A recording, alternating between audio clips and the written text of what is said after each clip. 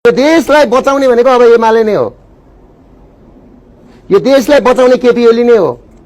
अर्को कुरा, communist party भनेको सूर्य चिन्ह भएकै एमाले पार्टी रहेछ। यसको नेतृत्व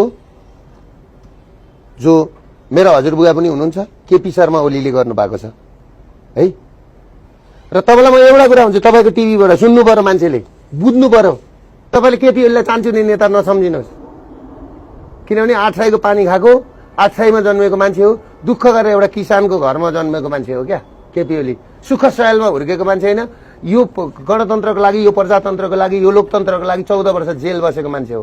14 वर्ष जेल बस्नु भनेको नि तपाईँ अन्दाज गर्नुहोस्। पहिला जुन राजा महेन्द्र पछाडि नि केपी ओलीले जुन 3.5 वर्ष सत्ता चलायो नि, हेर्नुहोस् ढलेको ढररा उठ्यो। दरबार हाई स्कुल, रानी पोखरीदेखि लिएर हजारौं हजार बाटाहरू यिनीहरूले बनाउन सक्दिन भनेर त 1300 वटा बाटा त अस्ति क्यान्सिल गरे होइन शेरबहादुर देउपाले। त्यति थालनी त गरे रहेछ नि त।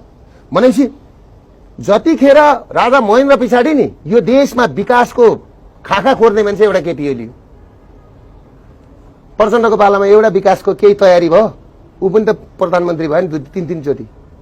शेरबहादुर देउपाको कांग्रेसको पालामा त देशका भौतिक संरचना बेच्ने काम भयो। माओवादीको पालामा भौतिक संरचना बमबहादुरले उडाउनु, दुईटै नरसंहारी हुने यिनीहरू। एउटा बनाउने काम भनेको नि केपी ओलीले मात्रै गरे। केपी शर्मा ओली यस्तो एउटा नेता हो नि, 14 वर्ष परिवर्तनलाई जेल बसेको नेता हो नि त। हाम्रो हजुरबुवा मारेर बसेको ज्यान मुद्दामा। कस्तो खालको कुरा गर्नुहुन्छ। मेरो हजुरबुवा विष्णुप्रसाद विमलीलाई मारेर जेल बसेको कुरो बुझ्नुभयो। धर्मप्रसाद ढकाललाई ज्यान मारेर जेलमा बसेको उति झापा जिल्ला अदालतमा फाइल छ। तर कठोर जीवन हुने जेलमा बिताउनु कठोर त ज्यान मारेर लाग्यो त्यहाँबाट चाहिँ। अनि ज्यान अर्काको ज्यान मारेपछि कठोर हुँदैन। कसरी कठोर तरिकाले मारेको थियो धर्मप्रसाद ढकाललाई तँलाई रहेछ 128 टुक्रा पारेको थियो। त्यो 128 टुक्रा पार्दाखेरि समथिङ यी बिर्दामठका लुइटेल मरे 2 वर्ष त्यति भयो। ती लुइटेलले मासु टिपेर बोरामा हालेको, ती मान्छेले अब त्यतिखेर पन्जा थिएन, हातले टिपेर हालेको।